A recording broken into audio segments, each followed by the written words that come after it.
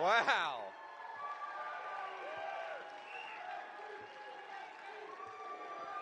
God.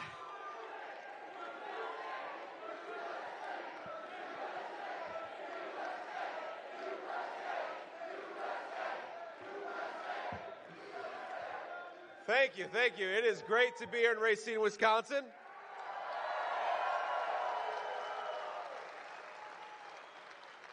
But it's going to be even better in 8 days because I think we're going to win the state of Wisconsin and make Donald Trump the next president of the United States.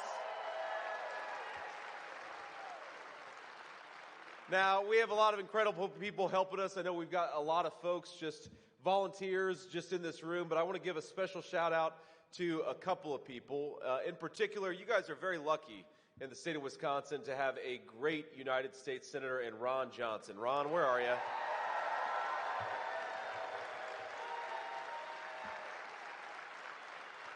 A good guy. We've also got the great Congressman Brian Stile. Brian, where are you? Thank you, man.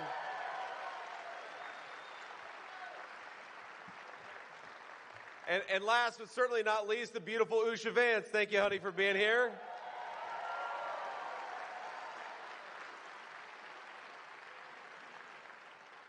Now, I was told, actually, right before I came on the stage that I guess Governor Tim Walz was here just a few days ago. And apparently they thought he was going to have 300 people, but he only had 200. That's too bad for Tim. But now we're here and we've got 1,000 people, so I'd say all the joy is with the Trump campaign.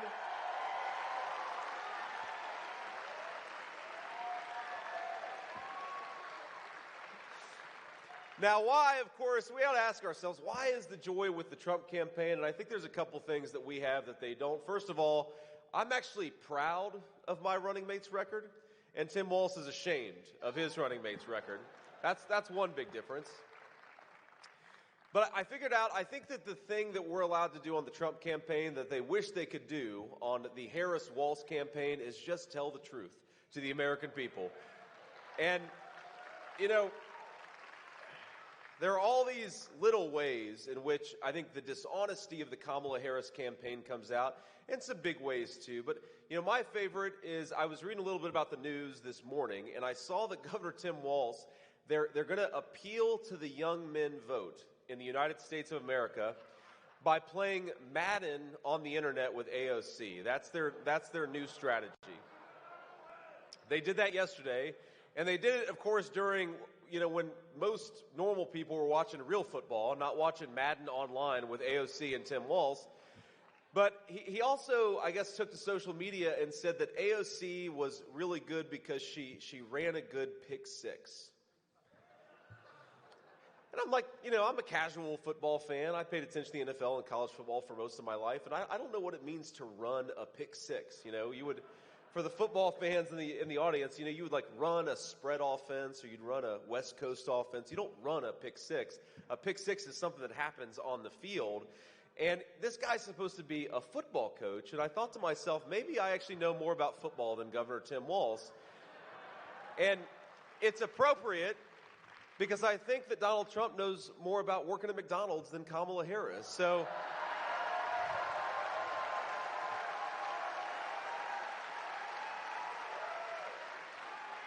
now those are the little dishonesties that they tell about their past. But of course, there's some big dishonesties that are at the heart of the Kamala Harris campaign. And the number one most important dishonesty is that she has nothing to do with what's been going on in the United States of America for the last 3.5 years. Kamala Harris would have us all believe that she was nowhere near Joe Biden, that she's had nothing to do with Joe Biden, that she doesn't even know what Joe Biden looks like, even though she has been the sitting vice president for the last 3.5, 4 years, and she used to brag that every major decision of the Biden administration, she was the last person in the room. And of course, not sometimes just the last person in the room, but we know because we can check the record that Kamala Harris cast the deciding vote on trillions of dollars of new spending. And what happened when we spent all that money? Groceries, gas, housing became less affordable. When the government prints money and spends money that it doesn't have, all of us pay that terrible hidden inflation tax, and we have Kamala Harris to thank for it. And so it takes a special audacity, a certain shamelessness that I think can only come from a true career politician for her to stand up in front of the American people and say things like, on day one, I'm going to tackle the affordability crisis that's affecting American families. Or she'll say, on day one, we're going to make the border more secure. And I think all of us with an ounce of common sense are saying, Kamala, day one was 1,400 days ago. What have you been doing that whole time?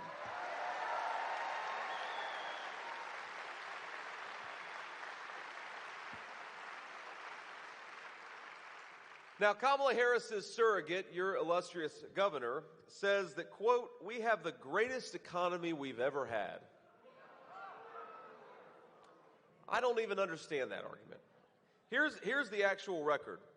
Over half of the counties in the state of Wisconsin have fewer jobs than before the pandemic, and manufacturing has been hit the hardest. And I know that Wisconsin is a proud state of American craftsmanship, so when folks lose those proud, dignified manufacturing jobs, it means, I think it hurts especially in states like Wisconsin, just like it hurts especially in states like Ohio. The cost of living is up 20% in the state of Wisconsin.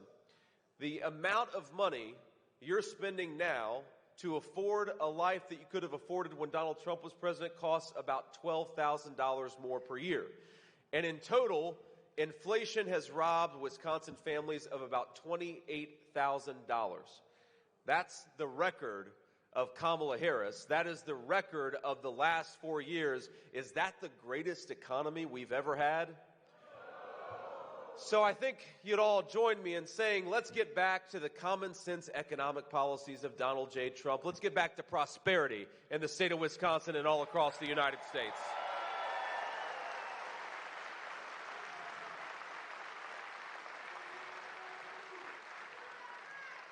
Now, we could go through a lot of other problems of Kamala Harris's economy, but it's not just that Kamala Harris has a terrible record, it's that Kamala Harris doesn't even know how to talk about what she wants to do.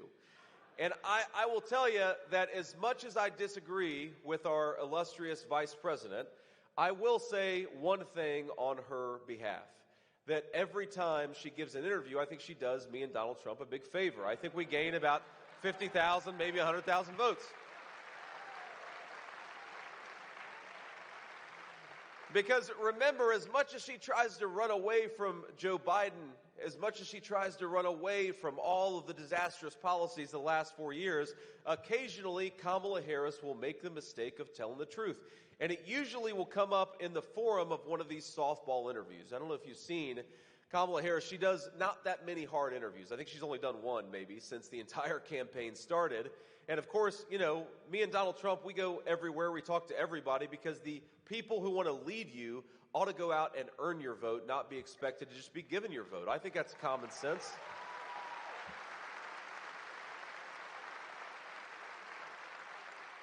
But, you know, Kamala Harris, during an interview with The View a couple of weeks ago, actually kind of gave away the ball game a little bit. And again, she does pretty much only softball interviews. But the problem with a softball interview is that you've still got to be able to hit a softball. And I don't know that Kamala Harris could hit a T-ball based on some of the conduct that we've seen over the last few weeks. Because remember, she's trying to say that she's had nothing to do with the policies of the last 4 years. So they give her the ultimate slow pitch right over the middle. They say, what would you have done differently? Name one thing that you would have done differently than Joe Biden. And she says, nothing comes to mind. Now, to be fair, I do think that could be the slogan of the Harris-Walz campaign, nothing comes to mind. But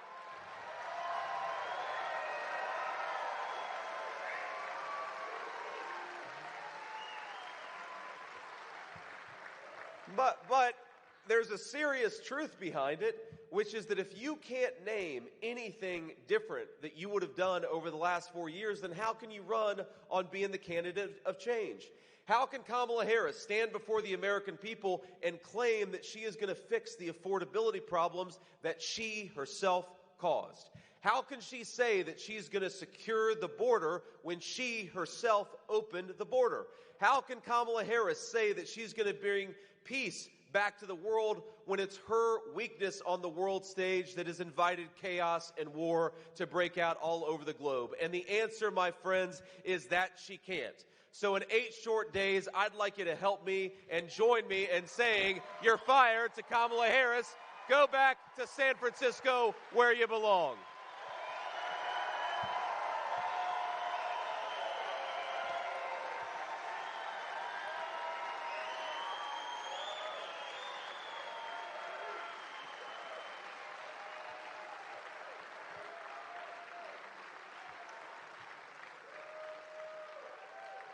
I mean, there is so much that we could walk through with Kamala Harris's failed leadership. We could talk about the fact that our national debt has exploded over the last 4 years. We have never had, I know Ron Johnson cares about this as much as anybody in Washington, we have never had peacetime spending like this. You know, usually when you have a government spending like a drunken sailor, they at least have the excuse of a war. Kamala Harris doesn't even have that excuse. She's spending like it's World War III, and frankly, with her policies, she may walk us into World War III. But thank God we're not there yet, and yet she's spending like we are. Credit card delinquencies are at 9% in the United States of America. That means that about 1 in 11 of our fellow citizens are so strapped for cash that they can't even pay their bills. Auto mortgages are delinquent by about 8%. That means about 1 in 12 of our fellow citizens can't make their car payment. My friends, we could do so much better. We got to get back to the president who delivered the fastest rising take-home pay in a generation, the president who secured the border, the president who had inflation at 1.5%, and that's Donald J. Trump, and we're going to get him elected in 8 short days.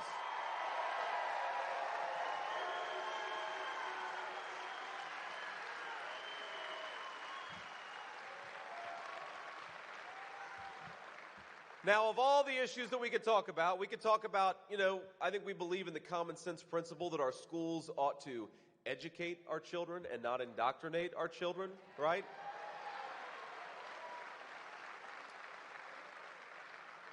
We believe in the common sense principle that America's troops ought to be used for our national security, that we shouldn't be the policemen of the world. I think most of us probably agree with that.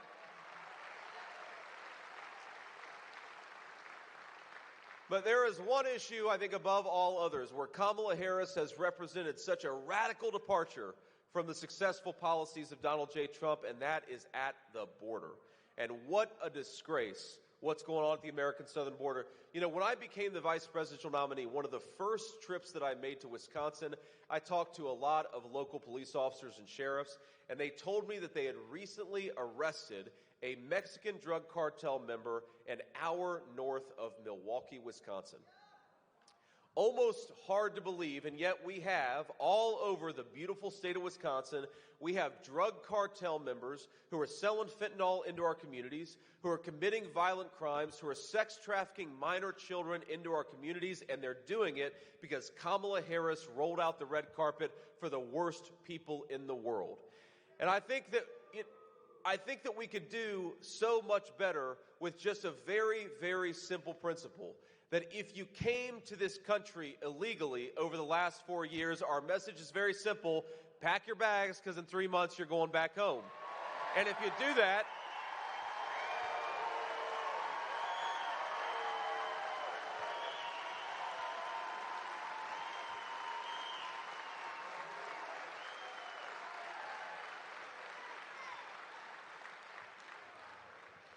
because since 2020, you know that opioid deaths have doubled in this country. It's now the leading cause of death of our young people is drug overdoses, and most of the drug overdoses are caused by fentanyl brought into this country by Mexican drug cartels. Now, we talk about that problem all the time, and rightfully so, and my family was very personally affected by this. It's one of the reasons why I care so much about it. Now, I was raised by my grandmother, and the reason I was raised by my grandmother is because my mom struggled with addiction. And I'm proud to say that Mom has now been almost 10 years clean and sober, and that's an incredible grace. God bless you. Thank you.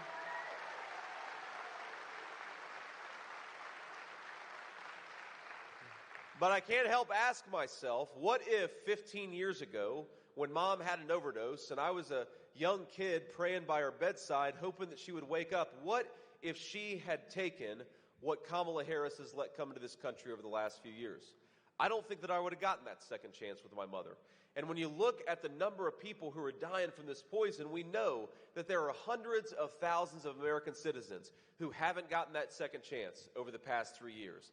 There are hundreds of thousands of American families, millions of people who didn't get that second chance with their mom, with their dad, with their loved ones, with their kids, because we allowed the worst criminal entity in the world to bring in and profit off of terrible poison in our communities. We are doing something to this country that is totally unforced and that is totally unnecessary, and it is going to stop when Donald J. Trump is back in the White House.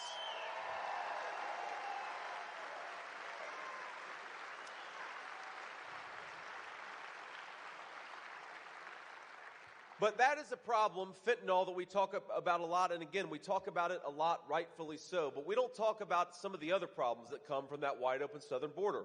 We don't talk about the fact that we often are welcoming people into this country who don't speak the native language. And so what happens when those children end up in the schools of American children? We know that it distracts from a quality education for American citizens. I'd ask you to look, and you probably don't have to look. A lot of you have experienced it personally. Emergency room and hospital wait times are skyrocketing in this country. Why are they skyrocketing? Because we've allowed millions upon millions of people who have no right to be here to step in front of the line of American citizens. And I believe, by the way, that we should be a compassionate nation. I don't blame anybody for wanting to come to the United States of America. But first of all, you got to come the right way, and you got to come through the proper channels.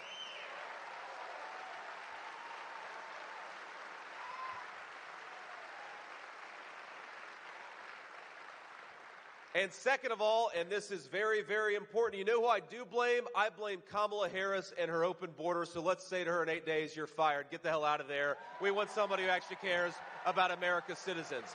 Compassion is a very good thing, my friends, and I believe that we are a compassionate and generous country. In fact, I believe that we are the most compassionate and the most generous country in the history of the world. But our compassion and our generosity must start with our fellow Americans, our fellow citizens. That is where our leaders should focus, especially given how screwed up the world is in 2024.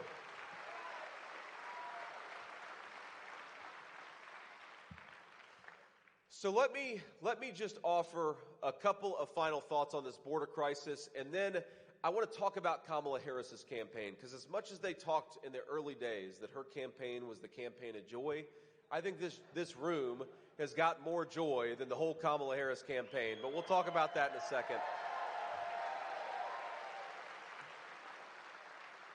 There's one problem that I think the media is so dishonest about it, so I talk about it at probably every event that I do because it's important.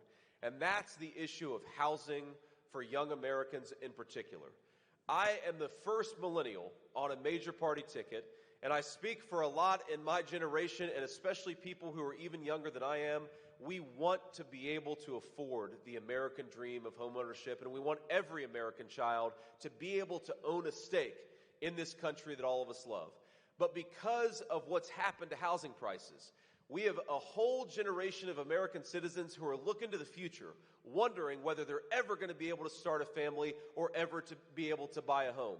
Housing prices under Kamala Harris's leadership have risen over 40%. And of course, in a lot of communities in Wisconsin, they've risen a lot more than 40%. That is a disgrace. To do that to our young people, to tell them they're not going to be able to own a home in the country that their parents and grandparents built, we have got to do so much better. And here's how we're going to do it. Because there are two things that we've got to do to make the American dream of homeownership affordable again. Number one, we got to lower interest rates and build more houses. It's very simple. If you go and buy a house right now, mortgage interest rates are as high as they've been in probably 30, 40 years in the United States of America. And not to mention that, but we're not building enough homes. You know, think about this. Our ancestors went to the moon with pocket calculators and slide rules, and thanks to Kamala Harris's overreaching government, we don't make enough homes for our own citizens. We used to make rockets that went to the moon. Now we don't build enough homes. That's a terrible, terrible reflection of our current leadership. But the honest and hard truth, and this is what the media doesn't talk about enough, is that no matter how many homes that we build, if we don't ensure those homes go to American citizens, housing prices are always going to be unaffordable for the American people. And when you bring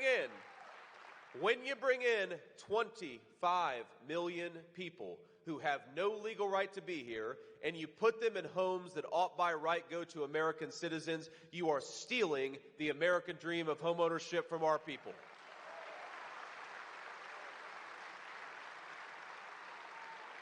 So while Donald Trump and I will fight to lower mortgage interest rates, we are also going to fight to build more homes. We are most importantly going to fight to ensure that American homes go to American citizens and our young people will be able to afford the American dream again.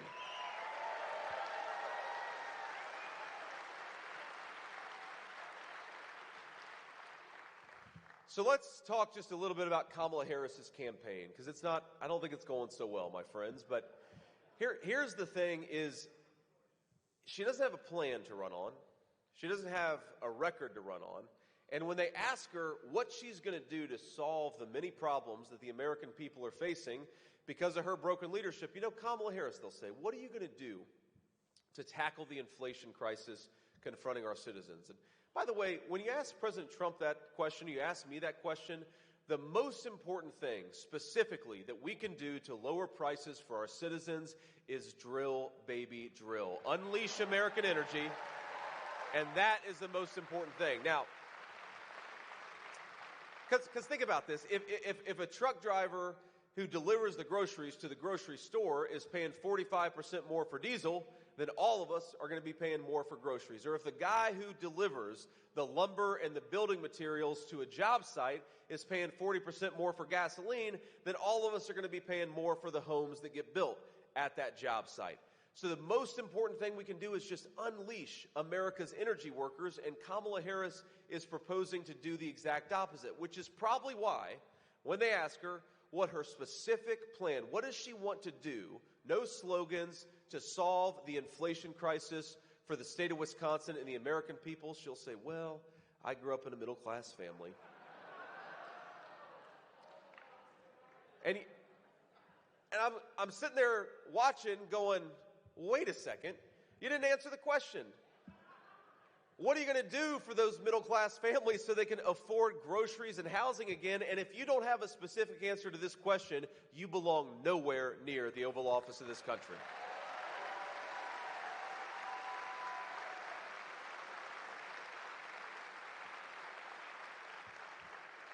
So because they don't have a record and because they don't have a plan, what the Democrats have decided to do in this last week of the campaign is to double down on the most divisive rhetoric I think that we have ever seen from a major party presidential candidate in my lifetime.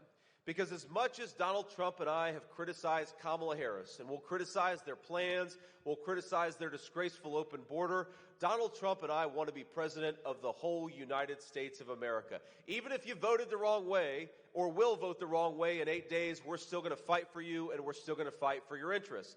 But here's the thing. That's not what Kamala Harris is saying. Kamala Harris has decided that she's not just going to attack me and President Trump, that she's going to attack the people who are voting for me and for President Trump, and I think that is a disgrace. We had a big rally yesterday in Madison Square Garden. It was very fun. We had a good time.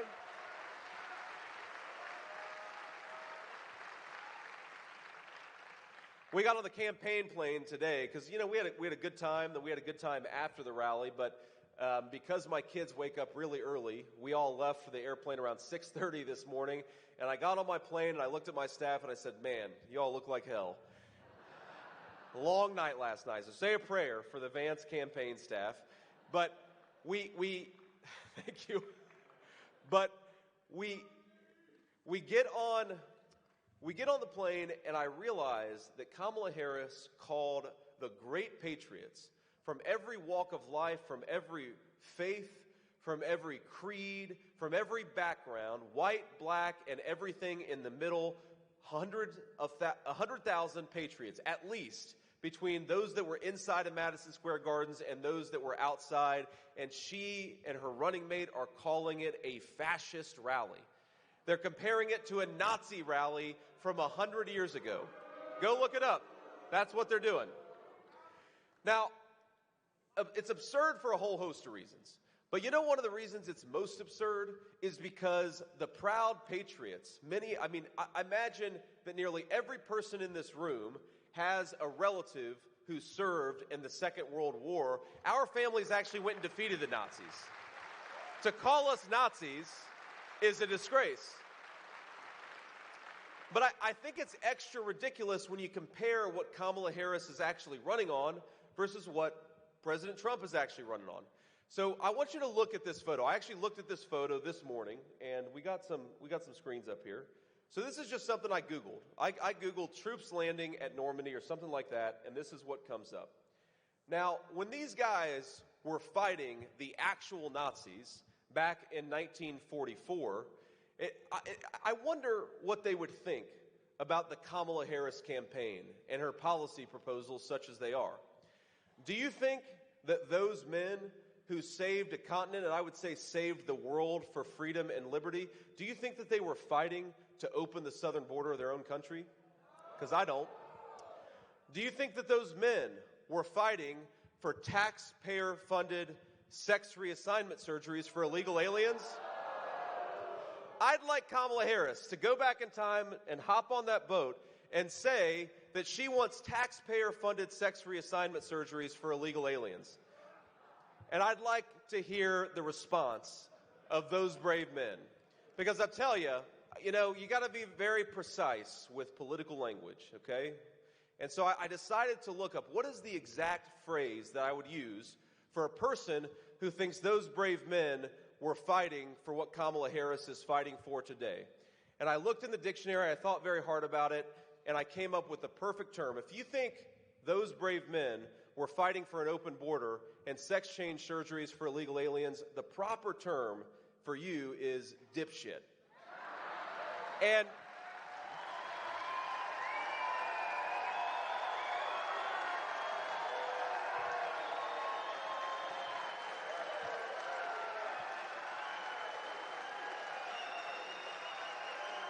again,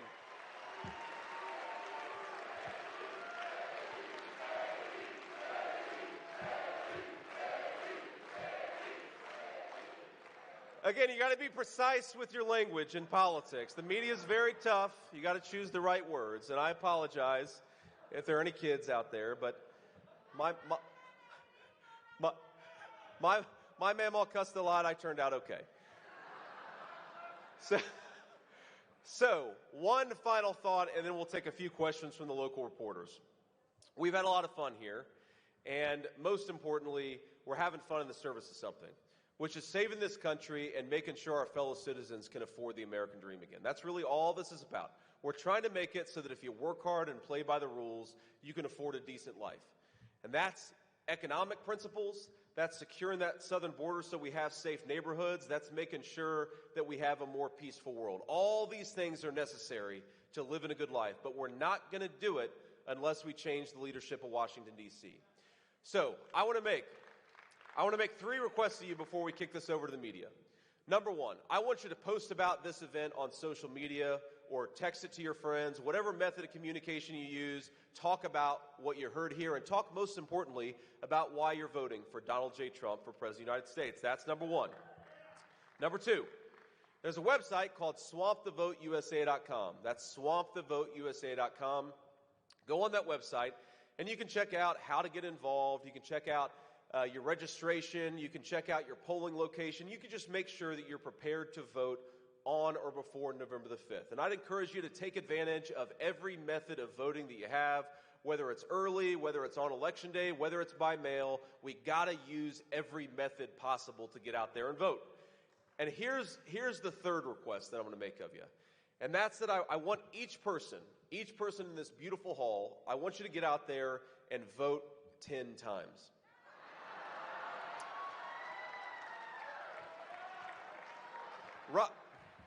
Ron just shot me a look. He said, we're Republicans. We only vote once. Here's the way you're going to vote the legal way 10 times is you're going to take yourself to the polls and take 9 of your friends and family with you. And I want every person to make sure that happens by Election Day.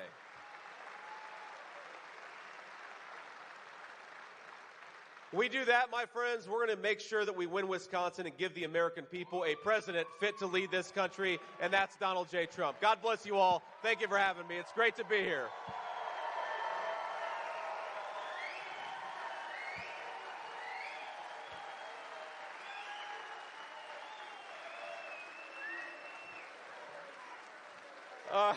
All righty. Let's take a few questions from the reporters before we hit the road. Senator Vance, thank you so much for taking my question. Jason Calvi, Fox 6 Milwaukee. Appreciate your time. At the Madison Square Garden event last night, you were there. A comedian said that Puerto Rico was a floating island of garbage. Your thoughts on that?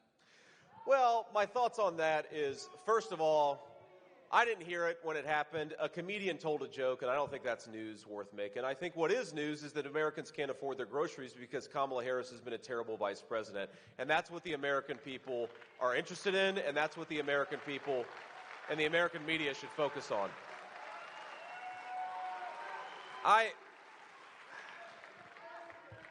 Look, maybe I'm old-fashioned, or maybe I just grew up with a grandmother who had an especially foul mouth. But you know what I do? You know what I do when I think a joke is dumb or not funny? I don't laugh. I don't create a fake outrage cycle to distract from the fact that our fellow Americans can't afford to buy housing. That is outrageous, and that's something to be offended by. I'm a hell of a lot more offended that my fellow Americans can't afford to buy groceries or pay their credit card debt. That's more offensive than what a comedian said at Madison Square Gardens. And I'm most offended that Kamala Harris opened the American southern border and allowed tens of thousands of our fellow citizens to die of overdoses. That's not a joke. That's real life, and that's what we ought to focus on.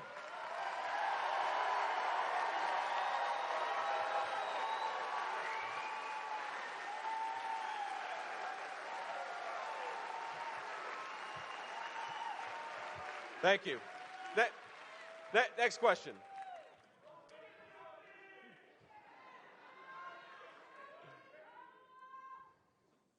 Thank you, Senator Ricardo Torres, Milwaukee Journal-Sentinel.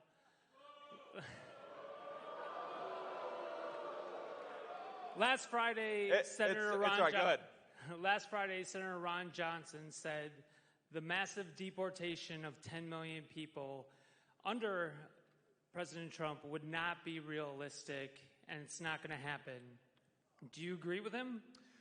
Well, I actually talked with Ron on the plane about it, and first of all, Ron is a hell of a lot more articulate than I am. If you want to know what Ron thinks, then ask Ron. But what I think and what President Trump believes is that, number one, we've got to stop the bleeding. That's the most important thing, is we've got to stop the large inflow of illegal immigration in the first place. And you do that by building the wall, re-implementing deportations, and stopping the ridiculous catch-and-release policy of Kamala Harris. So you got to stop the bleeding first. And then you got to ask yourself, what do you do, of course, with the millions of illegal aliens that are already here? And look, I think that you start, of course, with the violent criminal migrants. You've got 425,000 people in this country who are violent criminal migrants. That's more than double the size of the United States Marine Corps. You start with them and get them out of our country on day one, or as close to it as possible. I don't want to be in your spot.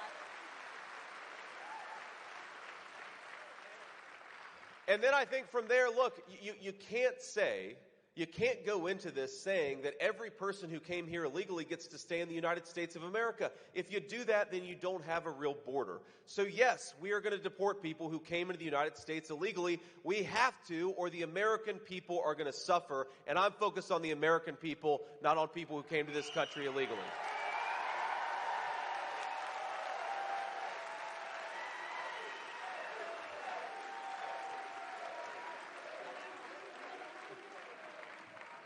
And just practically, there are a couple of things that you can do. First of all, We ought to make it harder for illegal aliens to work in the United States of America. We want people who are working, but legal. We want legal residents and citizens to be working in this country, not illegal labor. And I think that if you do that, combined with some real law enforcement, and by the way, every time I go to a local community, the local officers are telling me we would love to help the federal government with immigration enforcement because they're being overwhelmed. So if we empower our law enforcement to do their jobs and make it harder for illegal aliens to work in this country, I think that we'll go a long way to solving the immigration problem in this country. Next question.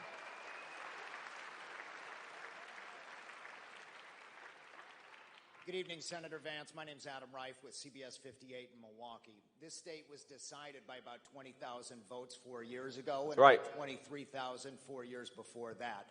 Given razor-thin margins expected in a lot of swing states, are you concerned that the comments last night that your campaigns had to distance itself from today, are you concerned that that could tip minority voters in these key swing states? And what is your campaign doing to reach out to those minority communities in these final 8 days? Yeah, so look, I'm not worried that a joke that a comedian who has no affiliation with Donald Trump's campaign told, that a lot of people are going to wake up and say, oh, we're not going to vote for Donald Trump now. We're going to look past the fact that we can't afford groceries because somebody made a joke that we don't like. I just don't buy that. I don't think that's how most Americans think, whatever the color of their skin. But, you know, I think the answer, how are we trying to reach out to people of color in Wisconsin and everywhere else? I think, look, every individual is different. Every individual community is different. I think what I've found is that a lot of Latino folks that we're reaching out to, they're really worried about the cost of goods. They're really worried about not being able to afford groceries. And a lot of them are devout Christians who are really worried that Kamala Harris has made it harder for them to practice their faith and raise their children as they see fit. So we're talking a lot about religious liberty to our Hispanic community. You know, I think a lot of black voters that we're talking to and we're doing very well with, they really like the fact that we're focused on economic issues and how to empower the American people to be able to afford the American dream again. I also talk to a lot of black voters who are sick of being told what to think and what to say by other people. They want to think for themselves. They're sick of the censorship in this country. And interestingly, when there are especially a lot of young black voters that I talk to, you know what, a lot of them are pretty pissed off that they were threatened with the loss of their job because they didn't want to take the COVID shot 3 years ago. They're pissed off about that, and that, of course, happened because of Kamala Harris. And then, of course, because we have such an incredible country, a lot of the concerns that I'm hearing among young black voters, I'm also hearing among older white voters. That people are worried about the state of this country, and they recognize that if we elect Donald J. Trump, we're going to unleash a golden age of prosperity in the United States of America. But if we double down on failed leadership, it's going to get a lot worse. We'll do one more question. I'll hit the road. Hi, Senator Vance. Katrina Kaufman from CBS News. So your campaign has received a number of endorsements from the Muslim community, including on Saturday in Michigan. But last night, Rudy Giuliani made some disparaging comments about Palestinians, saying that Hamas is training 2-year-olds to kill Americans. What is your response to those? Well, first, I mean, the implication is that Muslim Americans are defending the tactics of Hamas. That's sort of the implication of your question. I don't buy that for a second. I think there are a lot of Muslim Americans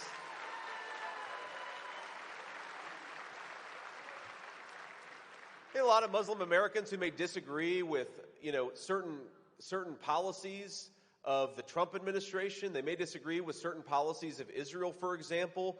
But most Muslim Americans, like most Americans, I believe are good people who want to live in a safe and secure and prosperous country. And they can disagree.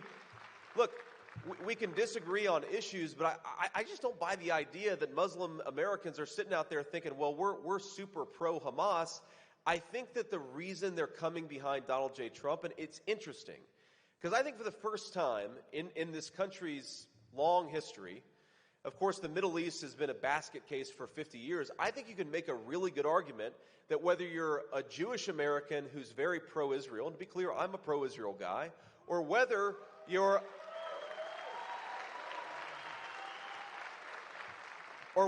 a Muslim American who doesn't always agree with Israel, Donald Trump is actually the best candidate for both of those two camps. And why is that? Because Donald Trump is the candidate of peace through strength, and Kamala Harris is the candidate of war and chaos.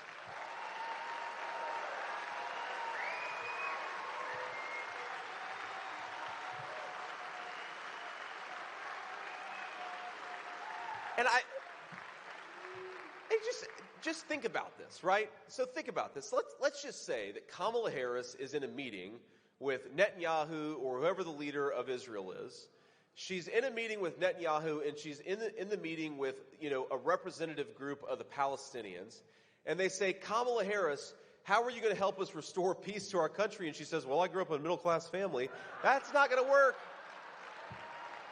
You need somebody with an ounce of competence. You need somebody who actually has their own developed thoughts about how to solve the country's problems and how to engage diplomatically with the rest of the world. And whether you agree with him all the time or not, Donald J. Trump actually has ideas in his head about how this country ought to be governed.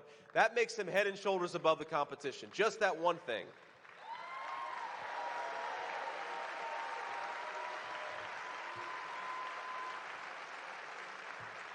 So let me leave you with this final thought here, and it's very simple. If you think about what this election is about, you don't have to agree with me on every issue. You don't have to agree with Donald J. Trump on every issue, but think about the big tent coalition that we've assembled. On the right, we've got people like Brian Kemp, Nikki Haley. On the left, we've got people like Tulsi Gabbard and Bobby Kennedy. This is the common sense coalition that's ready to take this country in a more positive direction. But it's very simple. Kamala Harris broke it, and Donald Trump will fix it.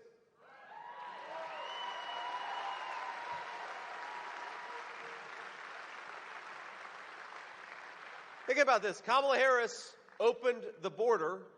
Kamala Harris broke the border, and Donald Trump will fix it by closing it down.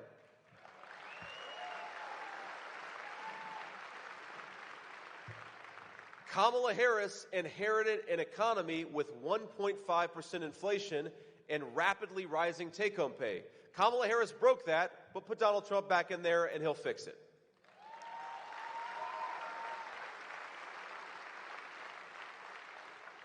Speaking of the Middle East, we had peace in Europe. We had a much more peaceful situation in the Middle East. We had peace in East Asia. Kamala Harris broke the world security situation, and Donald J. Trump will fix it. It's very simple.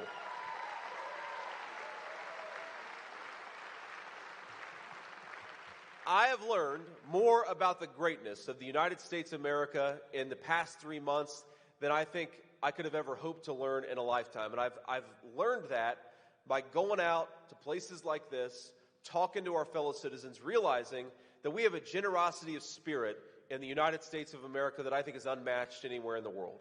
We have the best natural resources, the most beautiful country anywhere in the world. The only thing that is broken about the United States of America is Kamala Harris's failed leadership. Let's fix that on November the 5th. God bless you all. Thank you. Thank you for having me, and let's get our guy over the finish line. Thank you.